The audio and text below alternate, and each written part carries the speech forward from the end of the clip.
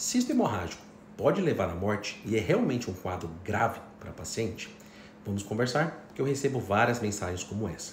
Primeiramente, o cisto hemorrágico ele é um cisto do ciclo da menstruação. Todo mês há um estímulo sobre o ovário para a produção de um folículo que vai fazer a liberação de um óvulo. Este folículo ele se transforma num corpo lúteo, que é responsável pela produção hormonal e que vai sustentar uma gravidez, caso essa paciente venha a engravidar nesse ciclo menstrual. Mas, se essa gravidez não ocorreu, esse cisto de corpo lúteo ele vai regredir.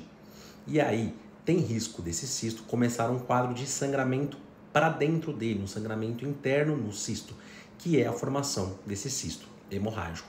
Ou seja, ele é comum e pode ocorrer todos os meses no ciclo da mulher.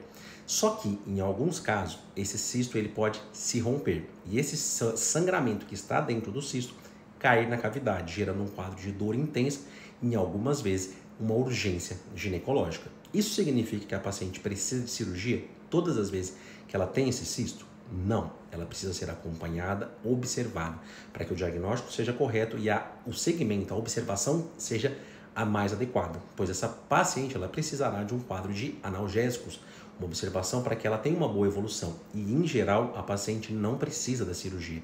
Muitas vezes, um tratamento clínico e observacional é suficiente, mas em alguns casos, o sangramento do cisto hemorrágico ele é intenso, gerando de fato uma emergência ginecológica. Essa paciente ela precisa ser abordada, esse cisto precisa ser retirado para o sangramento ficar contido e a paciente não sofrer com sangramento intenso, que pode gerar um quadro de anemia e outras repercussões, inclusive o risco de fato de ela perder a vida. Por isso que é sempre importante estar atento aos sinais que o seu corpo mostra. Começou uma dor pélvica importante no meio do ciclo, é uma dor que está te deixando de maneira incapacitante para as atividades do dia a dia, isso tem que chamar a atenção. O paciente precisa procurar uma avaliação e um atendimento. E contar com a avaliação de um especialista para fazer o diagnóstico correto e o tratamento mais adequado é fundamental, pois imagina você operar todas as pacientes, mesmo sem haver necessidade. Não é o melhor. E da mesma forma, quando a paciente precisa de uma cirurgia, prosseguir com tratamentos clínicos pode trazer mais prejuízo para essa paciente.